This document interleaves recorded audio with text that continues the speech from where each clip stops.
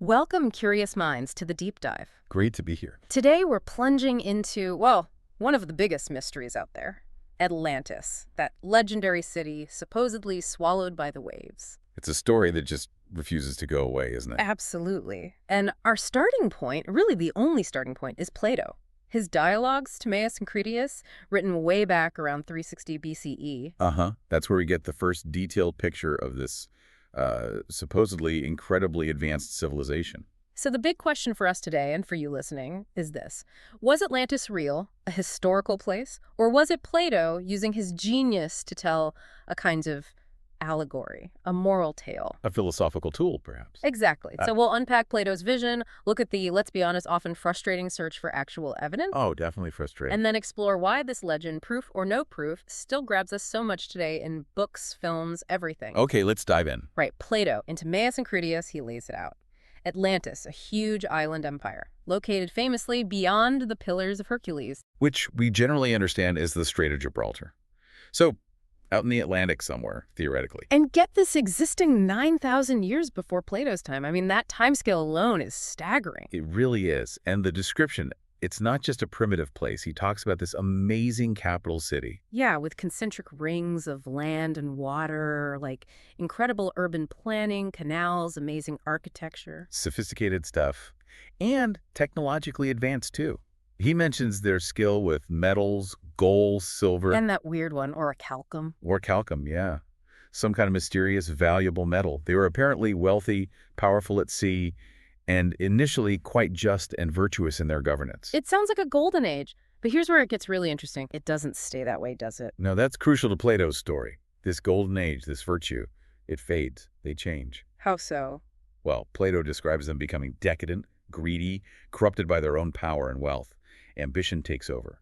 Pride, what the Greeks called hubris. Hubris, right, that never ends well in Greek stories. Exactly. This hubris leads them to wage aggressive wars, trying to dominate others. And according to Plato, this behavior angers the gods. Ah, the wrath of the gods. So the downfall. It's dramatic, sudden, and catastrophic. Plato says, in a single day and night of misfortune, the island was swallowed by the sea. Earthquakes, floods, total destruction. Wow. A single day and night? That's intense. It really is. And it serves as this powerful moral lesson, doesn't it? About arrogance, about greed, about how even the greatest power can collapse if it loses its moral compass. Which brings us back to that core debate. Precisely. Was he recording a lost piece of history passed down through generations? Or crafting this incredibly vivid story purely as a cautionary tale? How can something described with such detail, the canals, the metals, the politics, how can that just be made up? But then again, where is it? That's the million-dollar question, isn't it? It really is. Because that leads us straight into the science, or maybe the lack of it. Let's be blunt. There's no definitive smoking gun archaeological proof of Atlantis. Zero. Right. When you compare it to, say, ancient Egypt or Rome or the Maya, we have ruins, artifacts, texts, loads of evidence. Or Atlantis. Yeah. We have Plato. And, wow, lots of searching. We've had these tantalizing leads that fizzled out, like the Bimini Road. Remember that? Off the coast of the Bahamas. Oh, yeah, those underwater rock formations. For a while, people were really excited, thought they were paved roads or walls. But geologists took a closer look, and, well, the consensus is they're natural. Beach rock formations, not man-made. And that highlights the huge challenge of looking for something like this underwater. The oceans are enormous, mostly unexplored. It's dark, it's deep. And telling a natural rock formation from a potential ancient ruin thousands of feet down, that's incredibly hard. Expensive. Hugely expensive. Plus, the geology itself is a hurdle. Plato's single day and night destruction. Geologically, sinking an entire continent-sized island that quickly is highly improbable. Earth changes, yes, but usually over vast timescales. So, massive earthquakes and floods happen, but swallowing a whole advanced civilization's island overnight, that strains credulity from a geological standpoint. It does, which leads many scientists to think, okay, if it wasn't entirely made up, maybe it was inspired by a real event, but distorted over time. Like a memory of something real. Exactly. And the strongest candidate for that something real is usually the Minoan civilization. On Crete and Santorini. Yes, Thera, which is modern Santorini. Around 1600 BCE, the volcano on Thera erupted catastrophically, one of the biggest eruptions in human history. Okay, so a massive volcanic eruption. Caused devastating tsunamis, earthquakes, buried the Minoan city of Akrotiri on Thera in ash, Pompeii style. It severely impacted the Minoan civilization on nearby Crete, too. It was a major collapse of an advanced Bronze Age culture. So you have a powerful, advanced island civilization hit by a sudden natural disaster. Sounds kind of familiar, right? It does sound familiar. The parallels are there. A sophisticated society, advanced art and architecture, sea power, suddenly devastated. It could have inspired stories that eventually reached Plato, maybe through Egyptian priests, as he claimed. But the details don't quite fit Plato's description, do they? No, that's the problem. Yeah. The timing is way off. Yeah. 1600 BCE is not 9,000 years before Plato. And the location Crete and Thera are in the Mediterranean, not beyond the Pillars of Hercules. So close, but no cigar. It's the most plausible inspiration, perhaps, but it doesn't match Plato's account literally.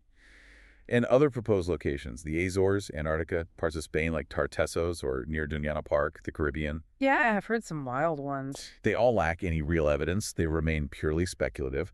So, scientifically speaking, the lack of concrete proof, combined with the geological implausibility, it strongly suggests Atlantis, as Plato described it, was likely allegorical. Or, if it existed, its remains are truly lost. Okay, so the hunt for the physical place might be a dead end, scientifically speaking. But that doesn't stop us from being fascinated, does it? Not at all. If anything, the lack of proof almost fuels the mystery more. It shifts the focus, right? From archaeology to, well, psychology and culture. Why do we want Atlantis to be real? It taps into something deep, I think. That sense of wonder, the possibility of lost knowledge, of a hidden history, the idea that maybe we don't know everything about our past. The ultimate what-if story. And it's been adapted and reinterpreted constantly. It's not just Plato anymore. Oh, absolutely. Think about literature. Sir Francis Bacon in the 17th century wrote New Atlantis, but his was a utopia focused on science and reason. A different angle. And Jules Verne, of course. 20,000 Leagues Under the Sea. Captain Nemo visits the ruins. Right. And then you get Ignatius Donnelly in the late 19th century. His book, Atlantis, the Antediluvian World, was hugely popular. Wasn't scientifically sound, though, right? Not really, no. But it treated Atlantis as absolute historical fact, the source of all ancient civilizations, and really cemented that idea in the popular imagination for generations. It basically created the modern Atlantis craze. And that just carried on into the 20th and 21st centuries, especially in movies and TV. Definitely. Look at Disney's Atlantis, the Lost Empire. Loved that movie as a kid. Technologically amazing, but they'd lost something spiritual, hadn't they? Exactly. Or Stargate Atlantis, reimagining it as this ancient advanced city built by aliens in another galaxy. Yeah. Completely sci-fi, but using the Atlantis name and mystique. Even Aquaman's kingdom in the DC movies. Yep. It's this powerful, technologically advanced underwater realm. Each version kind of reflects the anxieties or hopes of its time, Enlightenment ideals, Cold War tech races, ecological themes. That's fascinating. So Atlantis isn't just one thing. It's become this adaptable symbol. Precisely. It's a metaphor for lost greatness, for sure, but also, maybe more importantly, for human hubris. That core idea from Plato is still there. Cautionary tale. Yes. The danger of unchecked ambition, of power corrupting, of societies collapsing under their own weight, morally or technologically, it holds a mirror up to ourselves. So the question isn't just, was it real? But what does the idea of Atlantis tell us about ourselves? I think that's it. It forces us to reflect on civilization itself, how empires rise and fall, our own achievements, our own vulnerabilities. The search for Atlantis becomes less about finding coordinates on a map. And more about exploring human nature and history. Exactly. What does this enduring symbol reveal about our hopes, our fears, and our endless fascination with the mysteries of the past? So wrapping this up for you, our listener, what's the takeaway? Whether Atlantis was a real place crushed by disaster, maybe a faded memory like the Minoans, or just a brilliant story Plato invented, its impact is undeniable. Absolutely. We've seen the incredible detail in Plato's original tale, that mix of utopia and catastrophe. We've looked at the real-world difficulties, the science, the lack of proof, the challenges of finding anything that old, especially underwater. I mean, we've touched on how it lives on, how it keeps getting reinvented in our stories and imagination. So in the end, maybe the real magic of Atlantis isn't whether it existed, but that the story itself has survived for millennia. I think so. It remains what it's always been, a powerful narrative. It connects the ancient world to our modern one, constantly inviting us to ask, what if? What if it was true? It's a story that can be a lost paradise, a moral warning, a sci-fi adventure, whatever we need it to be. That adaptability is its strength. Its genius lies not in some sunken ruin, perhaps, but in its power to make us think about greatness, about pride, about collapse, and about the timeless lessons history, real or imagined, can teach us. A truly enduring mystery. It encourages you, the listener, to keep asking questions, keep exploring those deep dives into history and human nature.